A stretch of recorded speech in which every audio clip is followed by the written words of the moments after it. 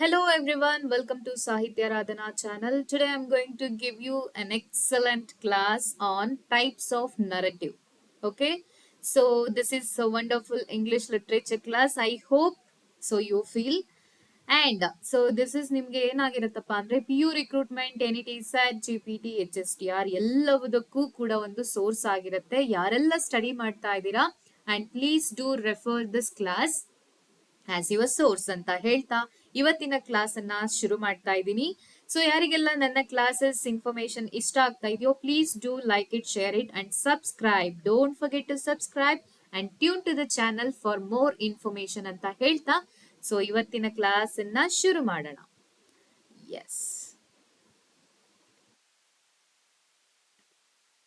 Of narratives ಅಂದ್ರೆ ಒಂದು ಸಾಹಿತ್ಯದ ಒಂದು ಪ್ರೋಸ್ ಆಗಿರ್ಲಿ, ಪೋಯಮ್ ಆಗಿರ್ಲಿ, ಅಥವಾ ಒಂದು ಪ್ಲೇ ಆಗಿರ್ಲಿ, ಶಾರ್ಟ್ ಸ್ಟೋರಿ ಆಗಿರ್ಲಿ, ಸೊ ಅದಕ್ಕೆ ಆದಂತಹ ಒಂದು ನರೇಟಿವ್ ಸ್ಟೈಲ್ ಇರುತ್ತೆ.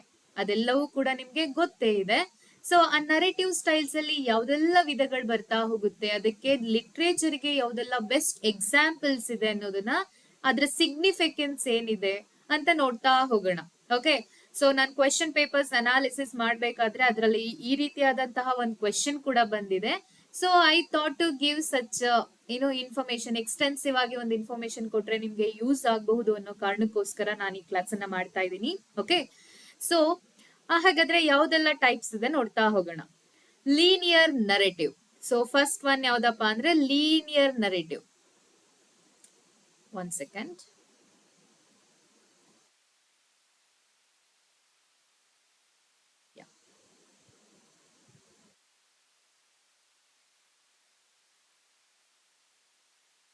Linear narrative. ಸೊ ಹಾಗಂದ್ರೆ a story told in chronological order, following events as they happen in sequence. The straightforward sequence allows cause and effect relationships to be easily understood. So ಹಾಗಾದ್ರೆ linear narrative ಅಂದ್ರೆ ಏನು? ಒಂದು ಘಟನೆ ಆದ ನಂತರ ಇನ್ನೊಂದು ಘಟನೆ ಆಗೋದಿಕ್ಕೆ in sequence manner. Okay, so for example 2024 ಅಲ್ಲಿ ಒಂದು ಘಟನೆ ಆಗಿತ್ತು ಅಂದ್ರೆ 2025 ಅಂತ ಇಟ್ಕೊಳ್ಳಿ, 2026 ಅಂತ ಇಟ್ಕೊಳ್ಳಿ. ಓಕೆ, ಸೊ ಆ ರೀತಿ ಒಂದಾದ್ಮೇಲೆ ಒಂದು ಕ್ರೊನಾಲಜಿಕಲ್ ಆಗಿ ನಡ್ಕೊಂಡು ಹೋಗ್ತಾ ಇದ್ರೆ ಕತೆ, ಅದನ್ನ ನಾವು ಲೀನಿಯರ್ ನರೇಟಿವ್ ಅಂತ ಹೇಳ್ತೀವಿ. ಓಕೆ, ಸೊ ಇದರ ಸಿಗ್ನಿಫಿಕೆನ್ಸ್ ಏನಪ್ಪಾ ಅಂತಂದ್ರೆ ಇದು ತುಂಬಾ ಸ್ಟ್ರೈಟ್ ಫಾರ್ವರ್ಡ್ ಸೀಕ್ವೆನ್ಸ್ ಆಗಿರುತ್ತೆ, ಸ್ಟ್ರೈಟ್ ಫಾರ್ವರ್ಡ್ ಆಗಿರುತ್ತೆ, ಅದರಲ್ಲಿ ಯಾವುದೇ ರೀತಿಯಾದಂತಹ ಮುಚ್ಚುಮರೆ ಇರೋದಿಲ್ಲ, ಕಾಸ್ ಅಂಡ್ ಎಫೆಕ್ಟ್ ಆಗಿರುತ್ತೆ. Okay, so for example I have suffered some accident in my childhood. ಆಯ್ತಾ, ಚೈಲ್ಡ್ಹುಡ್ ಅಲ್ಲಿ ಏನೋ ಒಂದು ಆಕ್ಸಿಡೆಂಟ್ ಆಗಿರುತ್ತೆ. ಸೊ ಅದರಿಂದ ನಾನು ಸಫರ್ ಆಗಿ ನನಗೆ ಅದೇನಾಗಿರುತ್ತೆ, ಟ್ರಾಮಾ ಕ್ರಿಯೇಟ್ ಆಗಿರುತ್ತೆ. That is why I am very fear. So I am having fear about any like travelling in car R travelling in flight, what ever. So okay, so ಇಲ್ಲಿ ಯಾವುದೋ ಒಂದು accident ಆಗಿದ್ರಿಂದ ನನಗೆ ಇಲ್ಲಿ travel ಮಾಡೋಕೆ ಆಗ್ತಾ ಇಲ್ಲ. ಕಾಸ್ ಅಂಡ್ ಎಫೆಕ್ಟ್. ಸೊ ಅದನ್ನೇ ಕಾಸ್ ಅಂಡ್ ಎಫೆಕ್ಟ್ ಅಂತ ಹೇಳೋದು. ಅದೇ ರೀತಿ ನಮ್ಮ ಜೀವನನು ಯಾವ ರೀತಿಯಾಗಿ ನಡ್ಕೊಂಡು ಹೋಗ್ತಾ ಇರುತ್ತೋ, ಚಿಕ್ಕ ವಯಸ್ಸಿಂದ ದೊಡ್ಡವರಾಗೋವರೆಗೂ ಅಥವಾ ಹುಟ್ಟಿದಾಗಿಂದ ಸಾಯೋವರೆಗೂ, ಅದನ್ನ ಕಾಸ್ ಅಂಡ್ ಎಫೆಕ್ಟ್ ರಿಲೇಶನ್ಶಿಪ್ಸ್ ಅಂತ ಹೇಳ್ತಾ ಹೋಗ್ತೀವಿ, to be easily understood. So ಈ ಲೀನಿಯರ್ ನರೇಟಿವ್ ಇಂದ ನಮ್ಗೆ ಯಾವುದೇ ರೀತಿಯಾದಂತಹ ಕನ್ಫ್ಯೂಷನ್ಸ್ ಆಗಲ್ಲ, ತುಂಬಾ ಈಸಿಯಾಗಿ ಮೂವ್ ಆಗೋದ್ರಿಂದ ನಮ್ಗೆ ಕಥೆಯೂ ಕೂಡ ಪೂರ್ತಿಯಾಗಿ ಕ್ಲಿಯರ್ ಕಟ್ ಆಗಿ ಅರ್ಥ ಆಗ್ತಾ ಹೋಗುತ್ತೆ. So that is what the significance of linear narrative. And of course is is common style of narration. ಅಂದ್ರೆ ಲೈಕ್ ಯೂಶುವಲ್ ಆಗಿ ಯೂಸ್ ಮಾಡುವಂತಹ ಒಂದು ನರೇಟಿವ್ ಸ್ಟೈಲ್ ಆಗಿರತ್ತೆ. ಸೊ ಹಾಗಾದ್ರೆ ಈ ನರೇಟಿವ್ ಸ್ಟೈಲಿಗೆ ಬೆಸ್ಟ್ ಎಕ್ಸಾಂಪಲ್ಸ್ ಏನಪ್ಪಾ ಅಂತಂದ್ರೆ, ಅಂದ್ರೆ ಕಥೆಯನ್ನ ಹೇಳುವಂತಹ, ನಿರೂಪಣೆ ಮಾಡುವಂತಹ ಒಂದು ಸ್ಟೈಲ್. ನರೇಟಿವ್ ಅಂತ ಅಂದ್ರೆ ಕಥೆಯನ್ನ ಹೇಳುವಂತಹ ವಿಧಾನ. ಆಯ್ತಾ, ಸೊ ಎಕ್ಸಾಂಪಲ್ ಅಂದ್ರೆ most traditional novels, most of the novels ಇರ್ಬೋದು ಅಥವಾ ಪೊಯೆಟ್ರಿನಲ್ಲಿ ಇರ್ಬೋದು.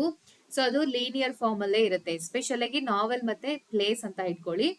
So pride and Prejudice by Jane Austin, ಇದೊಂದು ಲೀನಿಯರ್ ನರೇಟಿವ್ಗೆ ಇರುವಂತಹ ಒಂದು ಬೆಸ್ಟ್ ಎಕ್ಸಾಂಪಲ್ ಅಂತ ಹೇಳ್ಬೋದು. ಎಷ್ಟೊಂದು ನಾವೆಲ್ಸ್ ಇದೆ, ನಾನ್ ಜಸ್ಟ್ ಪ್ರೈಡ್ ಅಂಡ್ ಪ್ರೆಜುಡೈಸ್ ಅಂತ ಇಲ್ಲಿ ಕೊಟ್ಟಿದ್ದೀನಿ. ಓಕೆನಾ, ಸೊ ಅದು ಕೂಡ ಒಂದು ಲೀನಿಯರ್ ನರೇಟಿವ್ ಆಗಿದೆ. ನೆಕ್ಸ್ಟ್, ನಾನ್ ಲೀನಿಯರ್ ನರೇಟಿವ್. ಸೊ ಅದರ ವಿರುದ್ಧವಾಗಿ, ಸೊ ಲೀನಿಯರ್ ನರೇಟಿವ್ ಅಲ್ಲಿ ಏನ್ ನೋಡ್ತಾ ಹೋಗ್ತೀವಿ, ಒಂದು ಘಟನೆ ಆದ್ಮೇಲೆ ಇನ್ನೊಂದು ಘಟನೆ ಆಗತ್ತೆ. ಅಂದ್ರೆ ಅದು ಕ್ರೊನಾಲಜಿಕಲ್ ಆರ್ಡರ್ ಅಲ್ಲೇ ಇರುತ್ತೆ.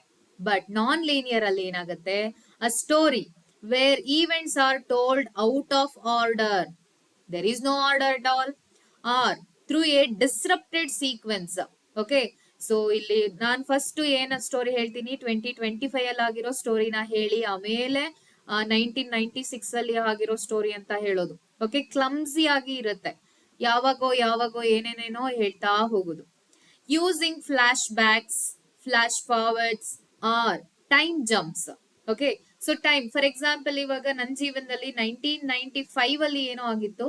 Okay, so at present I am living in 2024. I started to tell the story about 1947 independence time. Sudden ಆಗಿ ನಾನು ಮತ್ತೆ 2024ಗೆ ಬಂದ್ಬಿಡೋದು. ಓಕೆ, ಸೊ ಅಗೇನ್ ನಾನು 1996ಗೆ ಹೋಗ್ಬಿಡೋದು, 1999 ಕಾರ್ಗಿಲ್ ಟೈಮ್ಗೆ ಹೋಗ್ಬಿಡೋದು. ಆಯ್ತಾ, ಸೊ ಇದನ್ನೇ ನಾವು ನಾನ್ ಲೀನಿಯರ್ ನರೇಟಿವ್ ಅಂತ ಹೇಳ್ತೀವಿ. ಟೈಮ್ ಜಂಪ್ಸ್ ಇರುತ್ತೆ, ಫ್ಲಾಶ್ ಫಾರ್ವರ್ಡ್ ಮುಂದೆ ಆಗುವಂತ ಸ್ಟೋರಿನೂ ಹೇಳ್ತಾ ಹೋಗೋದು. Non-linear structures allow storytellers to explore themes, character motivations, and events from multiple perspectives. Okay, so linear ಅಲ್ಲಿ ಏನಾಗುತ್ತೆ, ಒಂದು ಥೀಮ್ ನ ಇಟ್ಕೊಂಡು ಸಾದಾ ಸೀದವಾಗಿ ಸ್ಟೋರಿ ಹೋಗ್ತಾ ಇರತ್ತೆ. ಬಟ್ ನಾನ್ ಲೀನಿಯರ್ ಅಲ್ಲಿ ಏನಾಗುತ್ತೆ, ಹೀಗ್ ಹೋಗುತ್ತೆ, ಹೀಗ್ ಬರುತ್ತೆ, ಮಧ್ಯ ಇನ್ನೊಂದೇನೋ ಬರುತ್ತೆ. ಸೊ ಅಲ್ಲಿ ವೆರೈಟೀಸ್ ಆಫ್ ಥೀಮ್ಸ್ ಇರುತ್ತೆ, ಕಾಂಪ್ಲೆಕ್ಸಿಟಿ ಜಾಸ್ತಿ ಆಗ್ತಾ ಹೋಗುತ್ತೆ. ಅಂದ್ರೆ ಆ ನಾವೆಲ್ ಸ್ಟೋರಿ ಹೇಳ್ತಾ ಇರುವಂತ ಸ್ಟೋರಿ ಕಾಂಪ್ಲೆಕ್ಸ್ ಇರೋದನ್ನ ನಾನ್ ಲೀನಿಯರ್ ಸ್ಟೋರಿ ಸ್ಟೈಲ್ ಅಲ್ಲಿ ಅವರು ರೆಪ್ರೆಸೆಂಟ್ ಮಾಡ್ತಾ ಹೋಗ್ತಾರೆ. For example, post modern world ಅಲ್ಲಿ ಅಥವಾ ವಾರ್ ಟೈಮ್ ನಾವೆಲ್ಸ್ ನ ನೋಡಿದ್ರೆ ನಿಮ್ಗೆ ಗೊತ್ತಾಗುತ್ತೆ, ಆ ಸೊಸೈಟಿನಲ್ಲಿ ಇದ್ದಂತಹ ಕಾಂಪ್ಲೆಕ್ಸಿಟಿ, ಆ ಸ್ಟೋರಿನಲ್ಲಿ ಇರುವಂತಹ ಕಾಂಪ್ಲೆಕ್ಸಿಟಿಯನ್ನ ನಮ್ಗೆ ಏನ್ ಮಾಡ್ತಾ ಹೋಗ್ತಾರೆ, ಈ ನಾನ್ ಲೀನಿಯರ್ ನರೇಟಿವ್ ಸ್ಟೈಲ್ ಮೂಲಕ ನಾವು ಓದೋದಕ್ಕೂ ಎಷ್ಟು ಕಷ್ಟ ಪಡ್ತಾ ಇದೀವಲ್ವಾ, ಎಷ್ಟೊಂದು ಕನ್ಫ್ಯೂಸ್ ಮಾಡ್ಕೋತಾ ಇದೀವಲ್ವಾ, ಎಷ್ಟೊಂದು ಕಷ್ಟ ಆಗ್ತಾ ಇದೆ ಅಲ್ವಾ, ಅದೇ ರೀತಿ ಅಲ್ಲೂ ಆಗಿತ್ತು ಅಂತ ಹೇಳೋದಕ್ಕೆ ನಮ್ಗೆ ನಾನ್ ಲೀನಿಯರ್ ನರೇಟಿವ್ ಸ್ಟೈಲ್ ಅನ್ನ ಯೂಸ್ ಮಾಡಿರ್ತಾರೆ. That is what significance, why it is so important ಅನ್ನೋದು ಕೂಡ ನಿಮ್ಗೆ ಗೊತ್ತಿರಬೇಕು. This depth can add, so ಈ ನಾನ್ ಲೀನಿಯರ್ ನರೇಟಿವ್ ಇಂದ ಏನಾಗುತ್ತೆ, ಸೊ ಆ ಕತೆಗೆ ಒಂದು ಡೆಪ್ತ್ ಅನ್ನೋದು ಆಡ್ ಆಗುತ್ತೆ, ಲೇಯರ್ಸ್ ಆಫ್ ಮೀನಿಂಗ್ ಸ್ಟಾರ್ಟ್ ಆಗುತ್ತೆ. ಯಾಕೆ ಈ ರೀತಿ ಹೇಳ್ತಾ ಇದ್ದಾನೆ ಒಬ್ಬ ಕತೆಗಾರ, ಸೊ ಲೀನಿಯರ್ ಸ್ಟೈಲ್ ಅಲ್ಲಿ ಹೇಳ್ಬಹುದಾಗಿತ್ತಲ್ವಾ. ಎನಿವೇಸ್ 1994 ಆದ್ಮೇಲೆ 1995 ಬರುತ್ತೆ, 1995 ಆದ್ಮೇಲೆ 96 ಬರುತ್ತೆ, ಯಾಕೆ ಮತ್ತೆ 1947 ಹೋಗಿ 1999 ಬಂದು ಯಾಕೆ ಕನ್ಫ್ಯೂಸ್ ಯಾಕೆ ಮಾಡ್ಬೇಕು ಅಂತ ನಮ್ಗೆ ಅನಿಸ್ಬಹುದು. ಬಟ್ ಸೊ ಅದು ಡೆಪ್ತ್ ಅನ್ನ ಕ್ರಿಯೇಟ್ ಮಾಡುತ್ತೆ, ಕಾಂಪ್ಲೆಕ್ಸಿಟಿಯನ್ನ ಕ್ರಿಯೇಟ್ ಮಾಡುತ್ತೆ. It creates more layers of meaning. Okay, and as the audience pieces together the plot.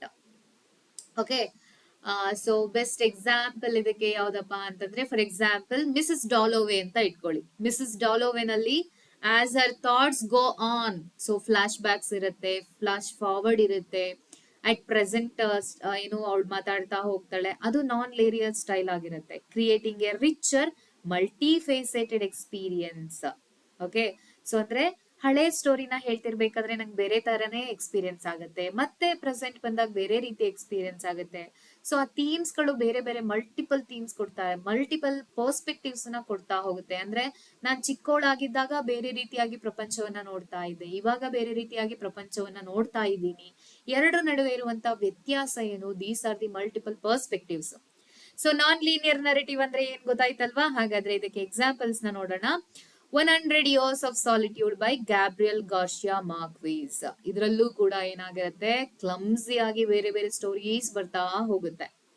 Okay, this is the great and best novel. If you have time you can read this book, which moves through time in a non sequential manner. ಇದು ಕೂಡ like times ಏನಾಗುತ್ತೆ, ಅದು ಒಂದು sequence ಅನ್ನ continue ಮಾಡ್ತಾ ಹೋಗೋದಿಲ್ಲ. Next comes frame narrative ಅಥವಾ frame story. What is this meaning of this frame narrative ಅಂತ ಅಂದ್ರೆ, ಆ ನರೇಟಿವ್ ಅಂದ್ರೆ ಒಂದು ನಿರೂಪಣೆ ಅಂತ ಇಟ್ಕೊಳ್ಳಿ, ಕಥೆಯನ್ನ ಹೇಳುವಂತ ಒಂದು ತಂತ್ರಕ್ಕೆ ನಾವು ನರೇಟಿವ್ ಅಂತ ಹೇಳ್ತೀವಲ್ವಾ. ಸೊ ಹಾಗಾದ್ರೆ ಈ ಫ್ರೇಮ್ ನರೇಟಿವ್ ಅಂತ ಅಂದ್ರೇನು, a narrative that contains another story or stories within it. ಒಂದು ಸ್ಟೋರಿನ ನಾವು ಆಲ್ರೆಡಿ ಓದ್ತಾ ಇರ್ತೀವಿ, ಆ ಸ್ಟೋರಿನಲ್ಲೇ ಕ್ಯಾರೆಕ್ಟರ್ ಇನ್ನೊಂದು ಸ್ಟೋರಿನ ಹೇಳ್ತಾ ಹೋಗೋದು. ಓಕೆ, ಕಥೆಯೊಳಗಿನ ಕಥೆಗಳನ್ನ ಹೇಳ್ತಾ ಹೋಗ್ತೀವಲ್ವಾ, ಅದಕ್ಕೆ ನಾವು ಫ್ರೇಮ್ ನರೇಟಿವ್ ಅಂತ ಹೇಳ್ತೀವಿ. Often setting the context for secondary narratives. Okay, so ಇದಕ್ಕೆ ನೀವು ಎಕ್ಸಾಂಪಲ್ಸ್ ನೋಡಿದಾಗ ಪೂರ್ತಿಯಾಗಿ ಕ್ಲಿಯರ್ ಆಗಿ ಅರ್ಥ ಆಗುತ್ತೆ. It creates suspense and adds complexity. ನಾನು ಹೇಳ್ದೆ ಅಲ್ವಾ, ಕಾಂಪ್ಲೆಕ್ಸಿಟಿನ ತೋರ್ಸೋಕೋಸ್ಕರ ಅವರು ಈ ರೀತಿಯಾದಂತಹ ನರೇಟಿವ್ ಟೆಕ್ನಿಕ್ಸ್ ನ ಯೂಸ್ ಮಾಡ್ತಾರೆ. And especially in frame narrative it creates suspense.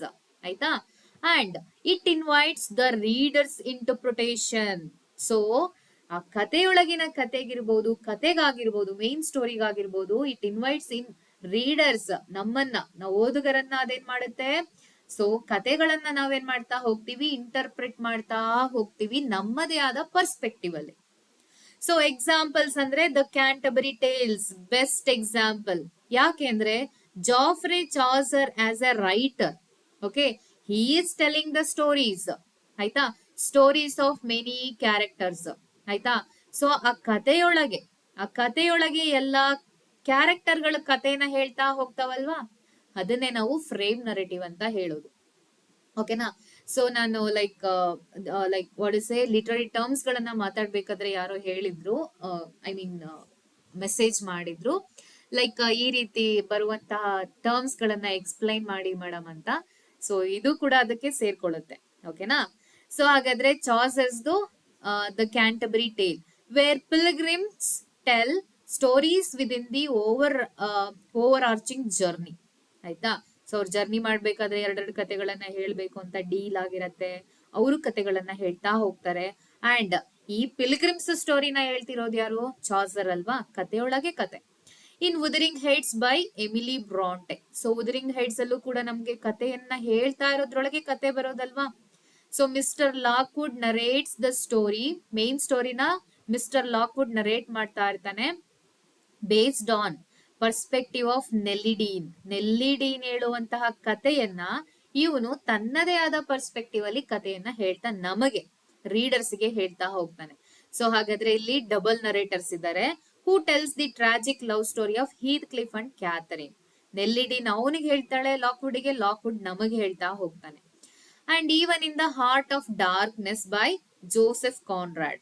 Marlowe tells the story of his journey into the Congo to an unnamed listener. So, ಹೆಸರಿಲ್ಲದಂತ ಒಬ್ಬ ಲಿಸ್ನರಿಗೆ ಅವನು ತನ್ನ ಸ್ಟೋರಿಯನ್ನ ಹೇಳ್ತಾ ಹೋಗ್ತಾನೆ. ನಾನು ಆಫ್ರಿಕಾಗೆ ಹುಡ್ಕೊಂಡು ಹೋದಾಗ ಏನೇನೆಲ್ಲ ಆಯ್ತು ಅಂತ ಅವನು ಸ್ಟೋರಿನ ಹೇಳ್ತಾ ಹೋಗ್ತಾನೆ. ಅಂದ್ರೆ ಕಥೆಯೊಳಗೆ ಕತೆ ಕ್ರಿಯೇಟ್ ಆಗ್ತಾ ಹೋಗುತ್ತೆ. ಈವನ್ ಇನ್ ಹ್ಯಾಮ್ಲೆಟ್ ಅಲ್ಲೂ ಕೂಡ ಒಂದು ಪ್ಲೇ ಒಳಗೆ interplay play within a play start ಆಗುತ್ತಲ್ವಾ. ಸೊ ಈ ರೀತಿಯಾಗಿ ಇಷ್ಟು ಬೆಸ್ಟ್ ಎಕ್ಸಾಂಪಲ್ಸ್ ಹೇಳಿದೀನಿ ಅಂದ್ರೆ ಮೇ ಬಿ ನಿಮ್ಗೆ ಇದು ಅರ್ಥ ಆಗಿರುತ್ತೆ. ಫ್ರೇಮ್ ನರೇಟಿವ್ ಅಂದ್ರೆ ಯಾವ ರೀತಿಯಾಗಿ ಇರುತ್ತೆ and what is the importance of frame narrative. Next comes first person narrative. First person narrative ಅಂದ್ರೆ ಅಫ್ಕೋರ್ಸ್ ಅಂದ್ರೆ ಫಾರ್ ಎಕ್ಸಾಂಪಲ್ ಆಟೋಬಯೋಗ್ರಫಿ ಅಂತ ಇಟ್ಕೊಳ್ಳಿ. ಆಟೋಬಯೋಗ್ರಫಿನ ನಾನು ನನ್ನ ಜೀವನದಲ್ಲಿ ನಡೀತಿರುವಂತಹ ಕಥೆಯನ್ನ ನಡೆದದ್ದು ನಡೆದ ಹಾಗೆ ಹೇಳ್ತಾ ಹೋಗ್ತೀನಲ್ವಾ, ಅದನ್ನ ಫಸ್ಟ್ ಪರ್ಸನ್ ನರೇಟಿವ್ ಅಂತ ಹೇಳ್ತಾ ಹೋಗ್ತೀವಿ. A story told from the perspective of a character within the story, typically using I, we ಅಂದ್ರೆ ನಾನು, ನಾವು ಅಂತ ಹೇಳ್ತಾ ಹೋಗುದು. ಓಕೆನಾ? This perspective immerses readers. So what is the significance ಅಂತಂದ್ರೆ it immerses readers directly in the thoughts. So ನಮಗೆ ನೇರವಾಗಿ ಆ ಕ್ಯಾರೆಕ್ಟರ್ ನ ಥಾಟ್ಸ್ ಗಳ ಬಗ್ಗೆ ಪರಿಚಯ ಆಗ್ತಾ ಹೋಗುತ್ತೆ. And we start to read directly the thoughts of the character. Okay, feelings and experiences of the narrator. For example, ಯಾರೋ ಕಥೆಯನ್ನ ಹೇಳ್ತಾ ಇದ್ದಾರೆ. ಒಂದೂರಲ್ಲಿ ಒಬ್ಬ ರಾಜ ಇದ್ನಂತೆ, ಆ ರಾಜ ಹೀಗ್ ಮಾಡದ್ನಂತೆ, ಅವನ್ಗೆ ಒಬ್ಬ ಅಜ್ಜಿ ಇದ್ಲಂತೆ, ಅವಳು ತುಂಬಾ ಚೆನ್ನಾಗಿ ನೋಡ್ಕೋತಾ ಇದ್ಲಂತೆ. ಈ ರೀತಿ ನಮ್ಗೆ ಕಥೆನ ಹೇಳ್ತಾ ಹೋದ್ರೆ ನಮ್ಮ ಇಮ್ಯಾಜಿನೇಷನ್ ಬೇರೆ ಆಗ್ತಾ ಹೋಗುತ್ತೆ. ರಾಜ ಈ ರೀತಿ ಇದ್ನೇನೋ, ಅವನಿಗೆ ಅಜ್ಜಿ ಈ ರೀತಿ ಇರಬಹುದೇನೋ ಅಂತ ಕಥೆನ ನಾವು ಕಲ್ಪನೆ ಮಾಡ್ಕೊಳ್ತಾ ಹೋಗ್ತೀವಿ.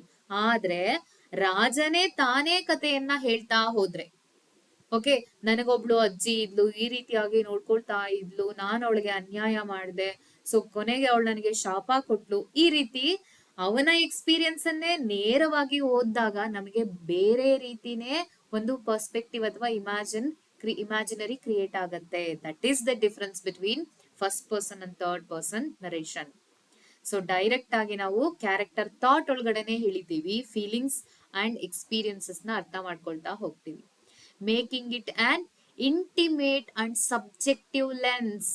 ಓಕೆ, ಸೊ ಸಬ್ಜೆಕ್ಟಿವ್ ಆಗಿ ವಿ ಸ್ಟಾರ್ಟ್ ಟು ಏನೋ ಕಂಪೇರ್ ಅವರ್ ಸೆಲ್ಫ್ಸ್, ಆಯ್ತಾ. ನಾವು ಆ ಸ್ಥಾನದಲ್ಲಿ ಇದ್ಕೊಂಡು ಅಂದ್ರೆ ಸೊ ಆ ಕಥೆನ ನಾನು ನಾನು ನಾನು ಅಂತ ಓದ್ತಾ ಓದ್ತಾ ಓದ್ತಾ ನಾನು ಆ ಕಥೆಯ ನಾನು character ಆಗ್ಬಿಟ್ಟಿರ್ತೀನಿ.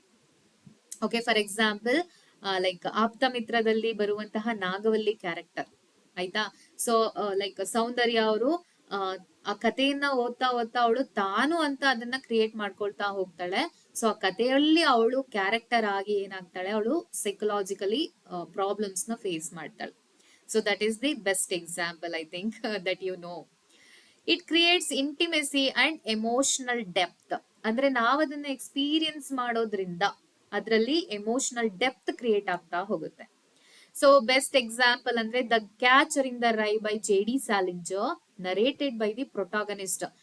S my dear friends, ನೀವು ನಾನು ಜಸ್ಟ್ ಇಲ್ಲಿ ಎಕ್ಸಾಂಪಲ್ಸ್ ನ ಕೊಡ್ತಾ ಇಲ್ಲ, ನರೇಟರ್ ಯಾರು ಅನ್ನೋದು ನಿಮ್ಗೆ ಕ್ವಶನ್ ಬರೋದ್ರಿಂದ ಯಾವ ಸ್ಟೋರಿ, ಯಾವ ನಾವೆಲ್ ಇರಬಹುದು, ಯಾವ ವರ್ಕ್ದು ಯಾರ ರೈಟರು, ಸೊ ಆ ರೈಟರ್ ಆ ವರ್ಕ್ ಅಲ್ಲಿ ಯಾರು ನರೇಟರ್ ಬರ್ತಾರೆ, ಇದೆಲ್ಲವೂ ಕೂಡ ನಿಮ್ಗೆ ಕ್ವಶನ್ಸ್ ಆಗಿ ಬರ್ಬೋದು. ಹಾಗಾಗಿ ನಾನು ಈ ಮಲ್ಟಿ ಪರ್ಸ್ಪೆಕ್ಟಿವ್ಸ್ ಇಟ್ಕೊಂಡು ನಿಮ್ಗೆ ಎಕ್ಸಾಂಪಲ್ಸ್ ಆಗ್ಲಿ ಅಥವಾ ಎಕ್ಸ್ಪ್ಲನೇಷನ್ ಆಗ್ಲಿ ಮಾಡ್ತಾ ಇದ್ದೀನಿ. ಸೊ ಯಾವುದೇ ಪಾಯಿಂಟ್ ಅಲ್ಲಿ ಸ್ಕಿಪ್ ಮಾಡಬೇಡಿ. Of course I can understand that you can't watch videos continuously. So ಒಂದಷ್ಟು ನಿಮ್ಗೆ ಎಷ್ಟಾಗುತ್ತೋ ಅಷ್ಟು ವಿಡಿಯೋಸ್ ನ ನೋಡಿ ಅಂಡ್ ನೀವು ಫ್ರೀ ಇದ್ದಾಗ ಮತ್ತೆ ಕಂಟಿನ್ಯೂ ಮಾಡ್ಕೊಳ್ಳಿ and try to make some notes on your own, ಆಯ್ತಾ. So if you make notes on your own, definitely it will help you extensively. Okay, so remember that. So ಹಾಗಾದ್ರೆ ಇಲ್ಲಿ the Catcher in the Rye by J D. Salinger, ಈ novel ಅಲ್ಲಿ ಬರುವಂತ character narrator ಯಾರು ಅಂತ ನಿಮ್ಗೆ question ಕೇಳ್ಬೋದು. The protagonist Holden Caulfield. Okay, so this is also first person narrative ಅಲ್ಲಿ ಇರೋದನ್ನು ನಿಮ್ ಕ್ವಶನ್ ಕೇಳ್ಬಹುದು. ಓಕೆನಾ. Next, in the great Gatsby, American writer great Gatsby ಬರ್ದಿರೋದು ಸ್ಕಾಟ್ ಫಿಟ್ಜೆರಾಲ್ಡ್. ಸೊ ಇದರಲ್ಲಿ ನರೇಟರ್ ಯಾರಾಗಿರ್ತಾರಪ್ಪ ಅಂದ್ರೆ Nick Carraway. Nick Carraway so like Gatsby ಹೇಳುವಂತ ಕಥೆಯನ್ನ ತಾನು ನರೇಟ್ ಮಾಡ್ತಾ ಹೋಗ್ತಾನೆ. Narrates the story and in to kill a mockingbird. Okay, kill a mockingbird by Harper Lee. So ಇದರಲ್ಲಿ ಯಾರು ನರೇಟರ್ ಆಗಿರ್ತಾರೆ, ಸ್ಕೌಟ್ ಫಿಂಚ್ ನರೇಟರ್ ಆಗಿರ್ತಾರೆ. Okay, so first person narration as A child. So Scout Finch ಅಲ್ಲಿ first person narrator ಆಗಿರ್ತಾನೆ and he was A child, ಆಯ್ತಾ. Child adds innocence, humor, and a fresh perspective on the complexities of racial injustice in the South. So Scout Finch ಒಂದು whites family ಆಗಿರುತ್ತೆ. Scout Finch ತಂದೆ ಏನ್ ಮಾಡ್ತಾನೆ, ಒಬ್ಬ black boy, since is a lawyer, he was trying to defense for a black boy, ಆಯ್ತಾ. So black boy ನ he was trying to defend. So ಅವಾಗ ಏನಾಗುತ್ತೆ, ಇಡೀ ವೈಟ್ ಸೊಸೈಟಿ ಅವನನ್ನ ಅಪೋಸ್ ಮಾಡೋಕೆ ಸ್ಟಾರ್ಟ್ ಮಾಡುತ್ತೆ. ಸೊ ಅದು ಒಂದು ಸ್ಟೋರಿ ಇದ್ರಲ್ಲಿ ಬರುತ್ತೆ. ಹಾಗಾದ್ರೆ ಒಬ್ಬ ಚಿಕ್ಕ ಹುಡುಗನ ಒಂದು ದೃಷ್ಟಿಕೋನದಲ್ಲಿ ನಾವು ಈ ಕಥೆಯನ್ನ ಹೇಗ್ ನೋಡ್ತೀವಿ, ಅದರಲ್ಲಿ ಇನ್ನೋಸೆನ್ಸ್ ಯಾವ ರೀತಿಯಾಗಿ ಡಿಸ್ಪ್ಲೇ ಆಗತ್ತೆ, ಅದೇ ರೀತಿ ಲೈಕ್ ಅವನು ಯಾವ ರೀತಿ ರೇಷಿಯಲ್ ಡಿಸ್ಕ್ರಿಮಿನೇಷನ್ಸ್ ನ ಅರ್ಥ ಮಾಡ್ಕೊಂಡಿದ್ದಾರೆ. ಒಂದು ಮಗು ಅರ್ಥ ಮಾಡ್ಕೊಳ್ಳೋದಕ್ಕೂ ಒಬ್ಬ ಅಡಲ್ಟ್ ಅರ್ಥ ಮಾಡ್ಕೊಳ್ಳೋದಕ್ಕೂ ವ್ಯತ್ಯಾಸ ಇದೆ ಅಲ್ವಾ. So this is the difference between first ಅಂದ್ರೆ significance of first person narrative. Next comes the Bell Jar by Sylvia Plath, American writer. Esther Greenwood, ಇದರಲ್ಲಿ ಬರುವಂತಹ ಹೀರೋಯಿನ್ ಅಥವಾ ಪ್ರೊಟಾಗನಿಸ್ಟ್ ಎಸ್ತರ್ ಗ್ರೀನ್ವುಡ್ ನರೇಟ್ ಮಾಡ್ತಾ ಹೋಗ್ತಾರೆ. So Esther Greenwood's first person narration gives readers direct access to her spiraling mental health. ಅಂದ್ರೆ so ಅವಳ ಮನಸ್ಸಲ್ಲಿ ಆಗುವಂತಹ like ups and downs ಇರ್ಬೋದು, ಅದೆಲ್ಲವನ್ನ ನಾವು ನೇರವಾಗಿ ಅರ್ಥ ಮಾಡ್ಕೊಳ್ತಾ ಹೋಗ್ತೀವಿ and we start to experience ourselves. So ಇದನ್ನ ನಾವು ಸ್ಟ್ರೀಮ್ ಆಫ್ ಕಾನ್ಶಿಯಸ್ನೆಸ್ ಅಂತ ಕೂಡ ಹೇಳ್ಬೋದು, ಫಸ್ಟ್ ಪರ್ಸನ್ ನರೇಷನ್ ಅನ್ನ. Okay, so this is about first person narrative. I hope you are understanding. Next, third person narrative. So ಮೂರನೆಯವರು ಬೇರೆಯವರ ಕಥೆನ ಹೇಳುವಂಥದ್ದು, ಲೈಕ್ ಡೈರೆಕ್ಟ್ ಇಂಡೈರೆಕ್ಟ್ ಸ್ಪೀಚ್ ನೋಡ್ತೀರಾ ಅಲ್ವಾ ನೀವು. ಇಂಡೈರೆಕ್ಟ್ ಸ್ಪೀಚ್ ಅಲ್ಲಿ ಹೇಳ್ತಾ ಹೋದ್ರೆ ಯಾವ ರೀತಿಯಾಗಿ ಇರುತ್ತೆ. So what is this third person narrative ಅಂತ ಅಂದ್ರೆ ಅ story told from on outside perspective. So for example, so I have two friends. Okay, two friends ಅವರ ಜೀವನದಲ್ಲಿ ಆಗುವಂತ ಸ್ಟೋರಿನ ನಾನು ಹೇಳ್ತಾ ಹೋಗುವಂಥದ್ದು. ಓಕೆ, ಸೊ ಲೈಕ್ ಅವನು ಅವಳು ಅಂತ ಹೇಳ್ತಾ ಹೋಗ್ತೀವಲ್ವಾ, often using he she they, ಅವಳು ಅವನು ಅದು ಅವರು. Okay, that is third person narrative. It can be omniscient, ಅಂದ್ರೆ ಲೈಕ್ ದೂರದಿಂದ, for example bird's eye view ಅಂತ ಯಾಕೆ ಹೇಳ್ತೀವಿ? ಬರ್ಡ್ಸ್ ಐ ವ್ಯೂ ಅಂತ ಅಂದ್ರೆ ಒಂದು ಬರ್ಡ್ ತುಂಬಾ ದೂರಕ್ಕೆ ಹೋಗಿ ಅದು ಹಾರಾಟ ಮಾಡ್ತಾ ಇರ್ಬೇಕಾದ್ರೆ ಅದಕ್ಕೆ ಇಡೀ ಪ್ರಪಂಚವೇ ಕಾಣಿಸ್ತಾ ಇರುತ್ತೆ. That is what omniscient. It can see everything, every perspective. ಒಂದು ಕ್ಯಾರೆಕ್ಟರ್ ನ ಈ ಕಡೆ ಪರ್ಸ್ಪೆಕ್ಟಿವ್ ಇಂದಾನು ನೋಡ್ಬೋದು, ಈ ಕಡೆ ಪರ್ಸ್ಪೆಕ್ಟಿವ್ ಇಂದಾನು ನೋಡ್ಬೋದು ಅಲ್ವಾ? ಸೊ ಫಾರ್ ಎಕ್ಸಾಂಪಲ್ ಡಾಟರ್ ಅಂತ ಇಟ್ಕೊಳ್ಳಿ, daughter perspective on A father and wives perspective on husband. ಆಯ್ತಾ? ಒಬ್ಬನೇ ವ್ಯಕ್ತಿ ಮೇಲೆ ಎರಡು ರೀತಿಯಾದಂತ ಅಭಿಪ್ರಾಯಗಳು ಎಲ್ಲವನ್ನು ನೋಡ್ತಾ ಹೋಗೋದೇ ನಮ್ಗೆ ಆಮ್ನಿಷಿಯಂಟ್ ನರೇಟರ್ ಅಂತ ಹೇಳ್ತಾರೆ. ಮೀನ್ಸ್ ಆಮ್ನಿಷಿಯಂಟ್ ಅಂದ್ರೆ ಆಲ್ ನೋಯಿಂಗ್ ಅಂತ ಅರ್ಥ. Or limited to one character's perspective. So ಇಲ್ಲಿ ಒಂದು ಕ್ಯಾರೆಕ್ಟರ್ ನ ಪರ್ಸ್ಪೆಕ್ಟಿವ್ ಬೇರೆ ಬೇರೆ ಕ್ಯಾರೆಕ್ಟರ್ಸ್ ಮೇಲೆ ಅಥವಾ ಸಂದರ್ಭಗಳ ಮೇಲೆ ಆ ಕ್ಯಾರೆಕ್ಟರ್ ನ ಪರ್ಸ್ಪೆಕ್ಟಿವ್ಸ್, ಎಲ್ಲ ರೀತಿಯ ಪರ್ಸ್ಪೆಕ್ಟಿವ್ಸ್ ನ ಕೂಡ ನೋಡುವಂತದ್ದು. ದಿಸ್ ಪಾಯಿಂಟ್ ಆಫ್ ವ್ಯೂ ಅಂದ್ರೆ third narrative point of view ಯಾವ ರೀತಿ ಆಗಿರುತ್ತೆ? Offers flexibility and objectivity. ಅಂದ್ರೆ ಕಥೆಯನ್ನ ಹೇಳ್ತಾ ಇರುವಂತವ್ರು ಆ ಕತೆಗಾರನನ್ನ ಬಿಟ್ಟು, ಅಂದ್ರೆ ಯಾರ ಜೀವನದಲ್ಲಿ ಕತೆ ನಡೀತಾ ಇದೆಯೋ ಅವರನ್ನ ಬಿಟ್ಟು ಬೇರೆಯವರು ಕತೆ ಹೇಳ್ತಾ ಇದಾರಲ್ವಾ, ಸೊ ಹಾಗಾಗಿ ಇಲ್ಲಿ ಯಾವುದೇ ರೀತಿಯಾದ ಪ್ರಿಜುಡೈಸ್ಡ್ ಇರೋದಿಲ್ಲ. ಓಕೆ, ಸೊ ನಾನು ನನ್ನ ಕತೆನ ಹೇಳ್ಕೊಬೇಕಾದ್ರೆ ನಾನೇನ್ ಮಾಡ್ತೀನಿ, ನಾನು ಲೈಕ್ ಪಾಸಿಟಿವ್ ಆಗಿ ಪ್ರಿಡಿಕ್ಟ್ ಲೈಕ್ ಅಪಿಯರ್ ಆಗ್ಬೇಕು ಅನ್ನೋ ಕಾರಣಕ್ಕೆ ನನಗೆ ಏನ್ ಬೇಕೋ ಅದನ್ನ ಮಾತ್ರ ನಾನು ಹೇಳ್ತಾ ಹೋಗ್ತೀನಿ. ಆದ್ರೆ ಬೇರೆಯವರು ನನ್ನ ಬಗ್ಗೆ ಕತೆ ಹೇಳ್ತಾ ಹೋಗ್ಬೇಕಾದ್ರೆ ನನ್ನ ನೆಗೆಟಿವ್ ಸೈಡ್ಸ್ ಇರ್ಬೋದು, ಪಾಸಿಟಿವ್ ಸೈಡ್ಸ್ ಇರ್ಬೋದು, ಎಲ್ಲವನ್ನ ನರೇಟ್ ಮಾಡ್ತಾ ಹೋಗ್ತಾರೆ. That is what flexibility and objectivity. Okay, allowing authors to present events and characters from various angles. ಒಂದು ಕ್ಯಾರೆಕ್ಟರ್ ನ ಎಲ್ಲ ರೀತಿಯಾದಂತಹ ಆಂಗಲ್ಸ್ ಇಂದನೂ ಕೂಡ ನೋಡುವಂತದ್ದು. The third person narrative comes in different styles such as omniscient, okay, limited and objective. ಮೂರು ರೀತಿಯಾಗೂ ನಾವು ನೋಡಬಹುದು. Each of which can shape storytelling in unique way. ಅದರದೇ ಆದಂತ ವಿಶೇಷವಾಗಿ ಅದು ಸ್ಟೋರಿ ಟೆಲ್ಲಿಂಗ್ ಅನ್ನ, ಆ ಸ್ಟ್ರಕ್ಚರ್ ಅನ್ನ ಕ್ರಿಯೇಟ್ ಮಾಡ್ತಾ ಹೋಗುತ್ತೆ. ಸೊ ಫಾರ್ ಎಕ್ಸಾಂಪಲ್ ಅಂದ್ರೆ ಹ್ಯಾರಿ ಪಾಟರ್ ಸೀರೀಸ್, ಅಫ್ಕೋರ್ಸ್ ನೀವು ಇದೆಲ್ಲ ಹ್ಯಾರಿ ಪಾಟರ್ ಸೀರೀಸ್ ನೆಲ್ಲರೂ ನೋಡೇ ಇರ್ತೀರಾ, by JK Rowling, which uses third person limited perspective. Limited ಆಗಿರುತ್ತೆ. So perspective focused on Harry ಅಲ್ವಾ? ಹ್ಯಾರಿಯ ಕಣ್ಣಿಂದ ಇಡೀ ಪ್ರಪಂಚ ಯಾವ ರೀತಿಯಾಗಿ ಕಾಣಿಸ್ತಾ ಹೋಗುತ್ತೆ ಅನ್ನೋದನ್ನ ಮಾತ್ರ ನಮ್ಗೆ ನರೇಟ್ ಮಾಡ್ತಾ ಹೋಗ್ತಾರೆ. ಹಾಗಾಗಿ ಗಾಬ್ಲಿಂಗ್ ಇರ್ಬೋದು, ಸೊ ಮೆನಿ ಕ್ಯಾರೆಕ್ಟರ್ಸ್, ಅವ್ನ್ ಫ್ರೆಂಡ್ಸ್ ಇರ್ಬೋದು, ಅವ್ನ್ ಫ್ರೆಂಡ್ಸ್ ಇವನ್ಗೆ ಒಳ್ಳೆ ರೀತಿನೇ ಕಾಣಿಸ್ತಾ ಇರ್ತಾರೆ. ಹಾಗಾಗಿ ನಮ್ಗೆ ನರೇಟರ್ ಒಳ್ಳೆ ರೀತಿನಲ್ಲೇ ಅದನ್ನ ನರೇಟ್ ಮಾಡ್ತಾ ಹೋಗ್ತಾರೆ. ಓಕೆ, ಸೊ ಹಾಗಾಗಿ ಅದು limited perspective, stick on to a single character. Next, in War and Peace, Anna Karenina by Leo Tolstoy, Middlemarch by George Eliot, Hills Like White Elephants by Ernest Hemingway. So ಇದೆಲ್ಲವೂ ಕೂಡ ಏನಾಗಿರುತ್ತೆ? Third person ನರೇಟಿವ್ಗೆ examples ಆಗಿರುತ್ತೆ. In Pride and Prejudice by Jane Austen, the third person narrative. So ಇಲ್ಲಿ Jane Austen ನ ಎರಡಕ್ಕೂ example ಕೊಡ್ತಿದಿರಲ್ವಾ madam ಅಂತ ಕನ್ಫ್ಯೂಸ್ ಆಗ್ಬೇಡಿ, ಆಯ್ತಾ? ಸೊ ನಾನು ಇದಕ್ಕೆ ಎರಡಕ್ಕೂ ಯಾಕೆ ಎಕ್ಸಾಂಪಲ್ ಕೊಟ್ಟಿದ್ದೀನಿ ಅಂದ್ರೆ ಇದೊಂದು ಲೀನಿಯರ್ ನರೇಟಿವ್ ಆಗಿರುತ್ತೆ ಅಂಡ್ ಥರ್ಡ್ ಪರ್ಸನ್ ನರೇಟಿವ್ ಕೂಡ ಆಗಿರುತ್ತೆ. Okay, third person. So for example ನಾನು ಎಲಿಜಬೆತ್ ಬಗ್ಗೆ ಕಥೆಯನ್ನ ಹೇಳ್ತಾ ಹೋಗೋದು, ಅಥವಾ writer Jane Austin like what is Elizabeth and Darcy ಬಗ್ಗೆ ಹೇಳ್ತಾ ಇರುವಂತ ಕತೆ. ಸೊ ಅದು ಲೀನಿಯರ್ ನರೇಟಿವ್ ಆಗಿರುತ್ತೆ. ಸೊ ಹಾಗಾಗಿ ಎರಡಕ್ಕೂ ಕೂಡ ಎಕ್ಸಾಂಪಲ್ ಕೊಟ್ಟಿದ್ದೀನಿ. Pride and Prejudice by Jane Austen, the third person narrative often provides a neutral view of social customs. ಅಂದ್ರೆ ಅದು ನನ್ನ ಮೇಲೆ ಯಾವುದೇ ರೀತಿ, ಕಥೆಯನ್ನ ಹೇಳ್ತಾ ಇರೋರ್ ಮೇಲೆ ಯಾವುದೇ ರೀತಿಯನ್ನ ಪರಿಣಾಮ ಬೀರಿರೋದಿಲ್ಲ. ಓಕೆ, ನ್ಯೂಟ್ರಲ್ ಆಗಿ. ಸೊ ನಾನು ಅದರಿಂದ ಪ್ರಿಜುಡೈಸ್ಡ್ ಆಗಿ ನಾನು ಅದನ್ನ ಕಥೆಯನ್ನ ಹೇಳ್ತಾ ಇಲ್ಲ. ಓಕೆ, ಎಲಿಜಬೆತ್ಗೆ ಯಾವ ರೀತಿಯಾದ ಎಕ್ಸ್ಪೀರಿಯನ್ಸಸ್ ಆಯ್ತೋ ನಾನು ಅದೇ ಎಕ್ಸ್ಪೀರಿಯನ್ಸಸ್ ಅನ್ನ ನೇರವಾಗಿ ಹೇಳ್ತಾ ಇರ್ತೀನಿ. Allowing readers to see the irony and humour in societal forms. Okay, next. So ಗೊತ್ತಾಯ್ತಲ್ವಾ? ಸೊ ಹಾಗಾದ್ರೆ ಥರ್ಡ್ ಪರ್ಸನ್ ನರೇಟಿವ್ ಯಾವ ರೀತಿಯಾಗಿ ಇಂಪಾರ್ಟೆಂಟ್ ಆಗಿರುತ್ತೆ ಅಂಡ್ ಯಾವ ರೀತಿಯಾಗಿ ಇದು ನರೇಟಿವ್ ಸ್ಟ್ರಕ್ಚರ್ ಆಗಿರುತ್ತೆ. Next come second person narrative. So usual ಆಗಿ ಇದನ್ನ ರೇರ್ ಆಗಿ ಯೂಸ್ ಮಾಡ್ತಾರೆ ಸೆಕೆಂಡ್ ಪರ್ಸನ್ ನರೇಟಿವ್ ಅನ್ನ. Okay, and it is very effective, I told you. Okay, so ಇದು ತುಂಬಾ ಎಫೆಕ್ಟಿವ್ ಆಗಿರುತ್ತೆ. First person narrative and second person narrative ಯಾವಾಗ್ಲೂ effective ಆಗಿರುತ್ತೆ. ಸೊ ಲೆಸ್ ಕಾಮನ್ ಅಂದ್ರೆ ತುಂಬಾ ಇದನ್ನ ಯೂಸ್ ಮಾಡೋದಿಲ್ಲ. Less common form where the narrator addresses the reader directly as you. Okay, ನೀನು ನೀನು ಅಂತ ಹೇಳ್ತಾ ಹೋದಾಗ ನಾನು ಓದುಗ ಏನ್ ಮಾಡ್ತಾ ಹೋಗ್ತೀನಿ, ಅಲ್ಲಿ ನನ್ನನ್ನ ನಾನು ಕ್ರಿಯೇಟ್ ಮಾಡ್ಕೊಳ್ತೀನಿ. ಸೊ ಡೈರೆಕ್ಟ್ ಆಗಿ ರೈಟರ್ ನನ್ನನ್ನ ಅಡ್ರೆಸ್ ಮಾಡ್ತಾ ಇದ್ದಾರೆ ಅನ್ನೋ ರೀತಿ ಅದು ಕ್ರಿಯೇಟ್ ಆಗ್ಬಿಡತ್ತೆ. Okay, so for example Jane Austen's Pride and Prejudice ಅಂತಾನೆ ಇಟ್ಕೊಳ್ಳಿ. ಓಕೆ, ಸೊ ಅದು ಎಕ್ಸಾಂಪಲ್ ಅಲ್ಲ, ಸುಮ್ನೆ ನಿಮ್ಗೆ ಈ ರೀತಿ ಇರಬಹುದು ಅಂತ ನಿಮ್ಗೆ ಹೇಳ್ತಾ ಇದ್ದೀನಿ.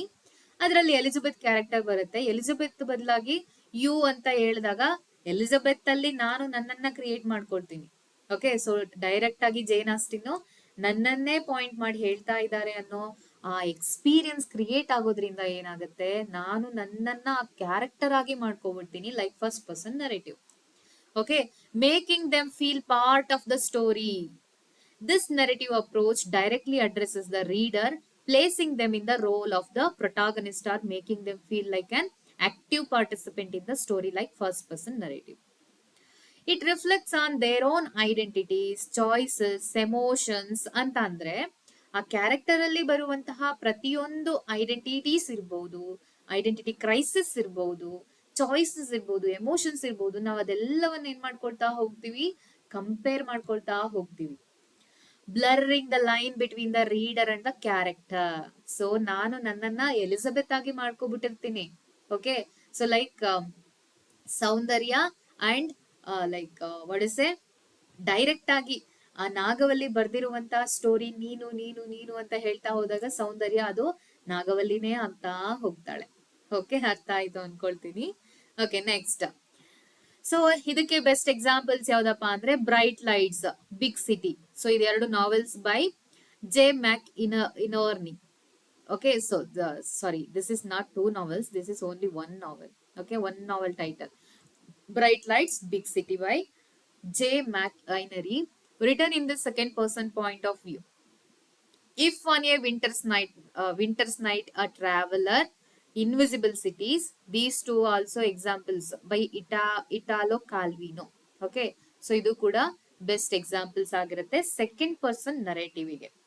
Next comes epistolary narrative. Of course you know this kind of narration.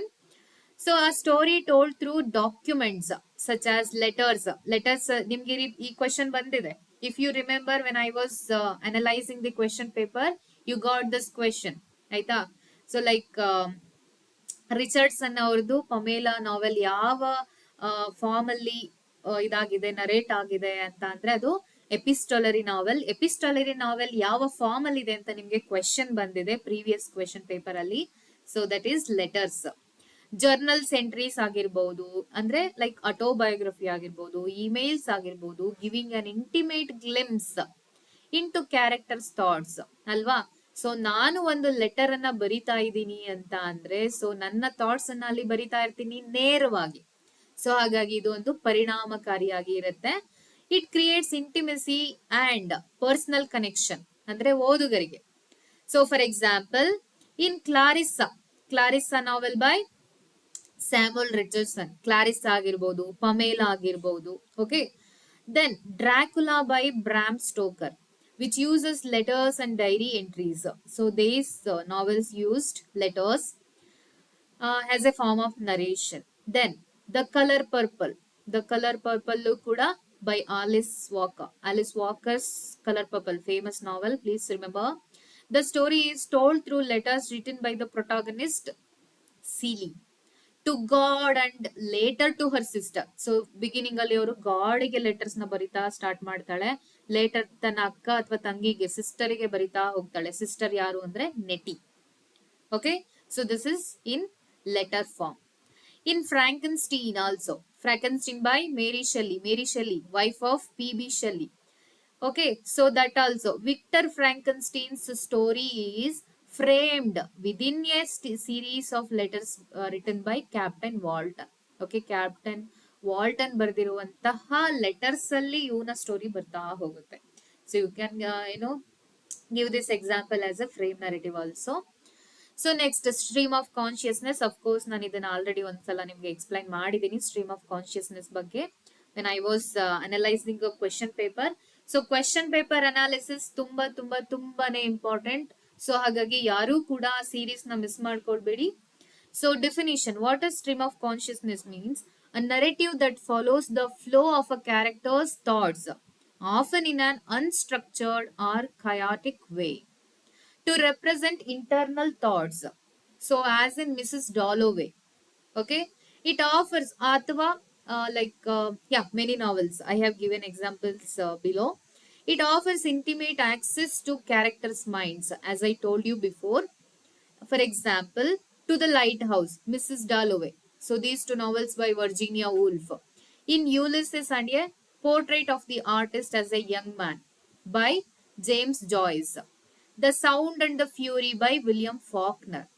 As I Lay Dying by William Faulkner. One more. Then Beloved by Toni Morrison, which explores characters' inner thoughts and perceptions. Okay, according to me only I am telling the story. Okay, how I am seeing the world, how I am seeing a character ಅಥವಾ ಮೈ fellow character. So ನನ್ನ ದೃಷ್ಟಿಕೋನದಲ್ಲಿ ನಾನು ಕಥೆಯನ್ನ ಹೇಳ್ತಾ ಹೋಗಿರ್ತೀನಿ stream of consciousness ಅಲ್ಲಿ. Okay, that to my thoughts, ನಾನು ಏನನ್ನ ಯೋಚನೆ ಮಾಡ್ತಾ ಇರ್ತೀನೋ ಅದನ್ನ ಅಲ್ಲಿ like what is a novel ಆಗಿ ಅದು ಮೂಡಿ ಬಂದಿರುತ್ತೆ. That is what stream of consciousness. ಯಾವ ರೀತಿಯಾಗಿ ನಾನು ಯೋಚನೆ ಮಾಡ್ತಾ ಹೋಗ್ತೀನೋ, maybe flashbacks, maybe flash forward, maybe present, ಎಲ್ಲವೂ ಕೂಡ ಅಲ್ಲಿ ಮಿಕ್ಸ್ ಆಗಿರುತ್ತೆ. Then comes multiple or shifting perspectives. A story told from the points of view of different characters, providing a fuller view of the events or theme. So many ಎಷ್ಟು characters ಇದೆಯೋ ಎಲ್ಲರ points of view ನಲ್ಲಿ ಅದು ಮಾತಾಡ್ತಾ ಹೋಗೋದಿಕ್ಕೆ like multiple perspectives ಅಥವಾ shifting ಅಂತಂದ್ರೆ ಒಂದು ಕ್ಯಾರೆಕ್ಟರ್ ಇಂದ ಇನ್ನೊಂದು ಕ್ಯಾರೆಕ್ಟರ್ಗೆ ಕತೆ ಶಿಫ್ಟ್ ಆಗುವಂಥದ್ದು. This technique adds depth and complexity to storytelling. I told you, complexity ಅನ್ನೋದನ್ನ ಆ ಸ್ಟೋರಿನಲ್ಲಿ ಹೇಳೋದನ್ನ ಅವರು ನರೇಟಿವ್ ಸ್ಟೈಲ್ ಅಲ್ಲೇನೆ ರೆಪ್ರೆಸೆಂಟ್ ಮಾಡ್ತಾ ಹೋಗ್ತಾರೆ. Providing readers with a more nuanced understanding of characters, events and themes. So best examples ಅಂದ್ರೆ As I Lay Dying by William Faulkner, where each chapter is narrated by a different character. Next, Gone Girl by Gillian Flynn alternates between the perspectives of Nick and Amy. Okay, a married couple with a troubled relationship. Then comes Homecoming by Ya Gyasi, tells the story of two half sisters and their descendants across generations. So across generations ಎಷ್ಟೊಂದು ಜನ stories ಹೇಳ್ತಾ ಹೋದಾಗ of course it creates complexity in writing, a piece of writing. So next comes very important unreliable narrative. Okay, so this means a story told by a narrator who is biased or untrustworthy, means the readers can't believe. ಅಂದ್ರೆ narrator ಹೇಳ್ತಾ ಇರೋದು ಎಲ್ಲವೂ ಕೂಡ ಸತ್ಯ ಅಂತ ನಂಬೋಕೆ ಆಗೋದಿಲ್ಲ, ಅಥವಾ ಅವರು ಬಯಾಸ್ಡ್ ಆಗಿ ಅಪಾರದರ್ಶಕವಾಗಿ ಮಾತಾಡ್ತಾ ಇರೋದಿಲ್ಲ. Adding complexity and ambiguity. Okay, an unreliable narrative is one in which the narrator's credibility is compromised. ಅಂದ್ರೆ ನರೇಟರ್ ಅಲ್ಲಿ ಸತ್ಯವನ್ನೇ ಹೇಳ್ತಾ ಇರೋದಿಲ್ಲ. ಓಕೆ, ಸೊ ಈ just fixed on is own perspective. Sonu ತನಗೆ ಹೇಗೆ ಬೇಕೋ ಆ ರೀತಿ ಕಥೆಯನ್ನ ಹೇಳ್ತಾ ಹೋಗ್ತಾನೆ. He is or she is biased. Whether by intentional deceit, ಅಂದ್ರೆ ಬೇಕು ಅಂತಾನೆ ಕಥೆಯನ್ನ ತನಗೆ ಹೇಗ್ ಬೇಕೋ ಆ ರೀತಿ ಕಥೆಯನ್ನ ಹೇಳ್ತಾ ಹೋಗುದು, ಅಥವಾ emotional instability according to our emotions, lack of information. ಅಂದ್ರೆ ಲೈಕ್ ಫಾರ್ ಎಕ್ಸಾಂಪಲ್, ಇವಾಗ ನನಗೆ ಗ್ರೇಟ್ ಗ್ಯಾಟ್ಸ್ ಬಗ್ಗೆ ಕತೆ ಸ್ಟೋರಿ ಗೊತ್ತಿಲ್ಲ ಅಂತಂದ್ರೆ ನಾನ್ ನಿಮ್ಗೆ ಅದನ್ನ ನರೇಟ್ ಮಾಡ್ಬೇಕಾದ್ರೆ ನಂದೇ ಒಂದು ಕುಕ್ಅಪ್ ಸ್ಟೋರಿ ಮಾಡ್ಕೊಳ್ಳೋದು. ಓಕೆ, ಸೊ ಗ್ಯಾಟ್ಸ್ ಬಿ ಈ ರೀತಿ ಇದ್ದ, ಅವನು ಡೈಸಿನ ಪ್ರೀತಿಸ್ತಾ ಇದ್ದ, ಏನೇನೆಲ್ಲ ಆಗ್ತಾ ಹೋಯ್ತು ಅಂತ ಕತೆ ನಂಗೆ ಸಡನ್ ಆಗಿ ನೆನಪಾಗಿಲ್ಲ ಅಂತಂದ್ರೆ ನನ್ನದೇ ರೀತಿನಲ್ಲಿ ನಿಮ್ಗೆ ಕಥೆಯನ್ನ ಹೇಳ್ಬಿಟ್ಟು ಮುಗಿಸ್ಬಿಡೋದು. ನಿಮಗ್ ಗೊತ್ತಿಲ್ಲ ಅದು, ಆಯ್ತಾ? ಸೊ ಅವಾಗ ನಿಮ್ಗೆ ಡೌಟ್ ಆಗುತ್ತೆ, ಓಕೆ ಮೇಡಮ್ ಹೇಳ್ತಿರೋದು ನಿಜಾನಾ ಅಂತ. Okay, that is what unreliable. Even innocence or immaturity ಕೂಡ ಏನಾಗುತ್ತೆ ಇದಕ್ಕೆ ಅನ್ರಿಲಯಬಲ್ ನರೇಟಿವ್ಗೆ ಕಾರಣ ಆಗುತ್ತೆ. So for example, The Great Gatsby by Scott Fitzgerald, narrated by Nick Carraway like Great ಗ್ಯಾಟ್ಸ್ಬಿನ ಇಂಟರ್ವ್ಯೂ ಮಾಡ್ಬೇಕಾದ್ರೆ ಅವನು ಸ್ಟೋರಿನ ಕೇಳಿಸ್ಕೊಂಡು ಅವ್ನು ನರೇಟ್ ಮಾಡ್ತಿರ್ತಾನಲ್ವಾ, whose perspective is influenced by his own biases. ಅಂದ್ರೆ like he imagine that Great Gatsby is a good person. So ಹಾಗಾಗಿ ಅವನು ಎಲ್ಲವನ್ನ ಒಳ್ಳೆ ಒಳ್ಳೆ ಪರ್ಸ್ಪೆಕ್ಟಿವ್ ಅಲ್ಲಿ ಹೇಳ್ತಾ ಹೋಗ್ತಾನೆ. ಓಕೆ, ಅವ್ನ್ ಕೆಟ್ಟದ್ ಮಾಡೋದ್ನು ಕೂಡ ಒಳ್ಳೇದು ಅಂತ ಡಿಫೆಂಡ್ ಮಾಡ್ಕೋತಾನೆ. That is the unreliable character, I mean unreliable narrative. The Catcher in the Rye by J.D. Salinger, narrated by Holden Caulfield's unreliable narration reflects his alienation, grief, and mental instability. ಅಂದ್ರೆ ಒಂದೊಂದ್ ಕ್ಷಣಕ್ಕೆ ಒಂದೊಂದು ಹೇಳ್ತಾ ಹೋಗೋದು. So ಒಂದು ಕ್ಷಣಕ್ಕೆ ನಾನು ಇದನ್ನ ಇಷ್ಟ ಪಡ್ತೀನಿ ಅನ್ನೋದು, ಇನ್ನೊಂದ್ ಕ್ಷಣಕ್ಕೆ ಅದ್ ನಂಗೆ ಇಷ್ಟ ಇಲ್ಲ ಅಂತ ಹೇಳೋದು, ಆ ರೀತಿ. Life of Pi by Yann Martel. Okay, Life of Pi of course ನೀವೆಲ್ಲರೂ ಅದನ್ನ ಏನೋ ಮೂವಿನ ನೋಡೇ ಇರ್ತೀರಾ ಅನ್ಕೊಳ್ತೀನಿ. Pi presents two contradictory accounts of a survival story. ಎರಡು ರೀತಿಯಾದಂತಹ ಸರ್ವೈವಲ್ ಸ್ಟೋರಿನ ಅಲ್ಲಿ ಹೇಳ್ತಾ ಹೋಗ್ತಾರೆ. ಅವಾಗ ನಮಗೆ ನಂಬಕ್ ಅದನ್ನ ಅಸಾಧ್ಯ ಆಗುತ್ತೆ. Then the Murder of Roger Ackroyd by Agatha Christie. Doctor Sheppard the narrator withholds key information from the reader. Okay, so important point ಅನ್ನ ಅವನೇನ್ ಮಾಡ್ತಾನೆ, ಸಸ್ಪೆನ್ಸ್ ಆಗಿ ಇಟ್ಕೊಂಡಿರ್ತಾನೆ. ಯಾಕೆ ಅಂತಂದ್ರೆ ರೀಡರಿಗೆ ಅವನು ಒಳ್ಳೆಯವನ್ ರೀತಿ ಕಾಣಿಸ್ಬೇಕು. Only revealing his role in the murder at the end. ಕೊನೆಯಲ್ಲಿ ತಾನೇ ಮರ್ಡರರ್ ಅಂತ ಅವನು ಹೇಳ್ಕೊಳ್ಳೋದು. ಸೊ ಅಲ್ಲಿವರೆಗೂ ರೀಡರ್ ಏನ್ ಮಾಡಿರ್ತಾನೆ, doctor Sheppard is a good man ಅಂತ ಕ್ರಿಯೇಟ್ ಮಾಡ್ಕೊಂಡಿರ್ತಾನೆ, ಇಮ್ಯಾಜಿನ್ ಮಾಡ್ಕೊಂಡಿರ್ತಾನೆ. ಕೊನೆಗದು ರಿವೀಲ್ ಆಗ್ಬಿಡುತ್ತೆ. ಫಾರ್ ಎಕ್ಸಾಂಪಲ್, ಎನಿ ಮೂವೀಸ್ ಅಲ್ಲಿ, ಸೀರಿಯಲ್ಸ್ ಅಲ್ಲಿ ನೀವು ನೋಡೇ ಇರ್ತೀರಾ, ಸಡನ್ ಆಗಿ ಆ ಗುಡ್ ಕ್ಯಾರೆಕ್ಟರ್ ಏನಾಗುತ್ತೆ, ಬ್ಯಾಡ್ ಕ್ಯಾರೆಕ್ಟರ್ ಅಂತ ರಿವೀಲ್ ಆಗುತ್ತೆ. Isn't it? That is what unreliable narration. The Great Gatsby by F. Fitzgerald has Nick Carraway as an unreliable narrator who idealizes Gatsby. So ಅದನ್ನ ನಾನು ಇಲ್ಲಿ ಎಕ್ಸ್ಪ್ಲೈನ್ ಮಾಡಿದೀನಿ. Idealizes Gatsby despite his morally ambitious behavior. Morally ambitious ಅಂತಂದ್ರೇನು? By hook or crook I have to get Daisy. ಡೈಸಿನ ನಾನು ಹೇಗಾದ್ರೂ ಮಾಡಿ ಪಡ್ಕೊಳ್ಳೇಬೇಕು ಅಂತ ಅವನು ಏನೇನೆಲ್ಲ ಪ್ರಯತ್ನಗಳನ್ನ ಮಾಡ್ತಾ ಹೋಗ್ತಾನೆ. ಬೈ ಹುಕ್ ಆರ್ ಕ್ರುಕ್ ಅಂತಂದ್ರೆ through good ways and bad ways. So even bad ways ಅನ್ನು ಕೂಡ ನರೇಟರ್ ಗುಡ್ ಅಂತ ಡಿಫೆಂಡ್ ಮಾಡ್ಕೊಳ್ತಾನೆ. That is what unreliable narration. Then comes quest narrative. Quest narrative ಅಂದ್ರೆ ನಿಮ್ಗೆ ಇದು ಗೊತ್ತೇ ಇರುತ್ತೆ. ಸೊ ಜಸ್ಟ್ ನಾನು ಅದನ್ನ ರೀಡ್ ಮಾಡ್ತಾ ಹೋಗ್ತೀನಿ. A story centred on a protagonist journey to achieve a specific goal or mission, often involving self-discovery. Okay, that is what quest, seeking goal. Quest narratives are significant in literature as they explore universal themes of transformation, purpose, or human resilience. Okay, so ಯಾವ ರೀತಿಯಾಗಿ ಒಬ್ಬ ಮನುಷ್ಯ ಗೋಲ್ ಅನ್ನ achieve ಮಾಡೋಕ್ಕೋಸ್ಕರ like consistent ಆಗಿ ಏನಾದ್ರೂ ಪ್ರಯತ್ನಗಳನ್ನ ಮಾಡ್ತಾನೆ ಇರ್ತಾನೋ ಅದನ್ನೇ ಜೀವನ ಅಥವಾ ಜರ್ನಿ ಅನ್ನೋದು ರೆಪ್ರೆಸೆಂಟ್ ಮಾಡುತ್ತಲ್ವಾ, ಹಾಗಾಗಿ. So for example, the Lord of the Rings. Okay, ಇದೊಂದು ಸೀರೀಸ್ ಆಗೂ ಕೂಡ ಇದೆ, web series. You can watch it also by J.R.R. Tolkien, where characters undertake a mission that transforms them. In The Alchemist by Paulo Coelho. This is a novel. Okay, ಇದು like Ben Jonson ಅವ್ರದ್ದು play ಅಲ್ಲ, this is a novel. The Alchemist by Paulo Coelho. Santiago embarks on a quest to find a treasure. ಅವನು treasure ಅನ್ನ ಹುಡ್ಕೊಂಡು ಹೋಗ್ತಾನೆ. ಆ ದಾರಿನಲ್ಲಿ ಅವನಿಗೆ ಏನೇನೋ ಮೀಟ್ ಮಾಡಿ, ಏನೇನೋ ಎಕ್ಸ್ಪೀರಿಯನ್ಸಸ್ ಆಗಿ ಅವನು ತನ್ನ ಜೀವನದ ಮುಖ್ಯವಾದ ಗೋಲ್ ಅನ್ನ ರಿಯಲೈಸ್ ಮಾಡ್ಕೊಳ್ತಾನೆ. Only to discover that true wealth lies within himself. Next, in the Odyssey by Homer, Odysseus' long journey home from the Trojan War involves numerous obstacles, including encounters with mythological creatures and gods. Then Moby Dick. Moby Dick allu kuda ade ರೀತಿ ಆಗುತ್ತೆ ಅಲ್ವಾ? Moby Dick by Herman Melville. Then Beowulf ಇರ್ಬೋದು. Beowulf, it is an old English epic. Then comes the Divine Comedy by Dante Alighieri. Then comes Don Quixote by Miguel de Cervantes. Then comes The Hunger Games by Susan Collin. Heart of Darkness by Joseph Conrad. So The Hunger Games, it is also available in the form of movie. You can watch it. So Marlowe. So The Heart of Darkness ಅಲ್ಲಿ ಏನಾಗುತ್ತೆ, Marlowe's physical journey into the African Congo mirrors his descent into the darker aspects of human nature. ಅಂತಂದ್ರೆ like Africans ಕ್ರುಯಲ್ಟಿನ ತೋರಿಸೋದ್ರ ಮೂಲಕ ಅವನು human dark aspects ನ ತೋರಿಸ್ತಾ ಇದೀನಿ ಅಂತ ಹೇಳ್ತಾ ಹೋಗ್ತಾನೆ. So that is quest narrative. So next comes last narrative style, mythic ಅಥವಾ ಹೀರೋಯಿಕ್ ನರೇಟಿವ್. ಆಫ್ ಕೋರ್ಸ್ ನಿಮ್ಗೆ ಇದು ಕೂಡ ಗೊತ್ತೇ ಇದೆ. A story that follows a hero's journey, often with supernatural elements and grand themes of good versus evil.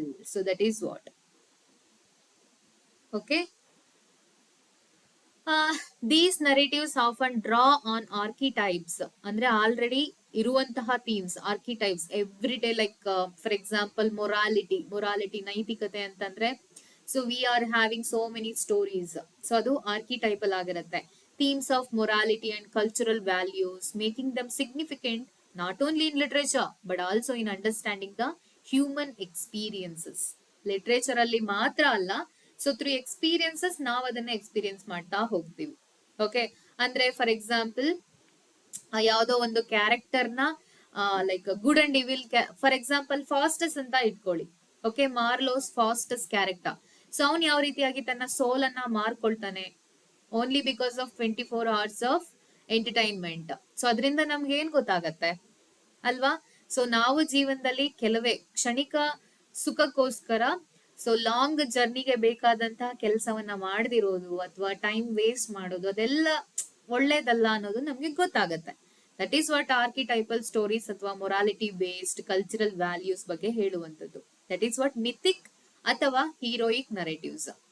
So for example the Odyssey by Homer, chronicling Odysseus' epic journey home. Okay, then the Iliad by Homer, same. The heroic deeds of Achilles embody themes of honor, pride, and the consequences of war. Okay. So next, Oedipus Rex by Sophocles. Oedipus's tragic fate. So idrin Oedipus Rex na ಓದೋದ್ರಿಂದ ನಮ್ಗೆ ಏನ್ ಗೊತ್ತಾಗತ್ತೆ? So we can't avoid our fate ಅಂತ ಅರ್ಥ ಆಗತ್ತೆ. So that is what archetypal stories, stereotypical themes, as foretold by the oracle, illustrates the inevitability of destiny. ಅಂದ್ರೆ ನಾವ್ ಅದನ್ನ ಫೇಸ್ ಮಾಡ್ಲೇಬೇಕು. The limits of human agency. So ನಾವ್ ಏನನ್ನ ಅಂದ್ರೆ ಲೈಕ್ ಏನ್ ಮಾಡ್ತಾನೆ ಹೀರೋ, ಆ ಒರಾಕಲ್ ಮತ್ತೆ ಗೊತ್ತಾದಾಗ ತನ್ನ ತಂದೆ ತಾಯಿಗೆ ತೊಂದರೆ ಕೊಡಬಾರ್ದು, ನನ್ನಿಂದ ಅವರು ಏನೋ ಸಾಯೋದು ನನ್ಗಿಷ್ಟ ಇಲ್ಲ ಅಂತ ಅಲ್ಲಿಂದ ಓಡ್ ಬರ್ತಾನೆ. ಬಟ್ ಅವನ ಫೇಟ್ ಅನ್ನೇ ಅವನು ಫಾಲೋ ಮಾಡ್ಕೊಂಡು ಬಂದಿರ್ತಾನೆ. ಅದರಿಂದ ನಮಗ್ ಗೊತ್ತಾಗುತ್ತೆ we can't avoid our destiny. So ನಮ್ಮ ಪ್ರಯತ್ನಗಳು ಅದ್ರ ಮುಂದೆ ಏನೇನು ಅಲ್ಲ. Then comes the Mahabharata, our great epic literature. So ನಮ್ಗೆ ಮಹಾಭಾರತದ ಕಥೆಗಳೆಲ್ಲವೂ ಗೊತ್ತೇ ಇದೆ. One of the longest epics. Bhagavad Gita for example, the best Bhagavad Gita, ಆಯ್ತಾ? ಸೊ ಇದೆಲ್ಲವೂ ಕೂಡ like the heroic tales of figures like Arjuna and Krishna convey essential cultural and moral lessons. So ಇದೇನಾಗಿರುತ್ತೆ ಅಂದ್ರೆ ನಮ್ಮ ಜೀವನದಲ್ಲಿ ನಾವು ಪಾಪ ಪುಣ್ಯಗಳು ಇದೆಲ್ಲವನ್ನು ಲೈಕ್ ಲಾಸ್ಟ್ ಜಡ್ಜ್ಮೆಂಟ್ ಡೇ ಅನ್ನೋದಿರುತ್ತೆ, ದೇವರು ಅದನ್ನ ಜಡ್ಜ್ ಮಾಡ್ತಾನೆ. We shouldn't do so many sins, ಈ ರೀತಿ ಎಲ್ಲ ಇರುತ್ತೆ ಅಲ್ವಾ? So this is what mythic or heroic narrative. Yes, my dear friends, I hope this will be great helpful for your exam. Thank you so much for watching. So if you like my class, if you like my information, please do like it and share with your friends, and don't forget to subscribe the channel. Okay, so for more videos on literature, tune to the channel. Till next episode. See you. Bye bye.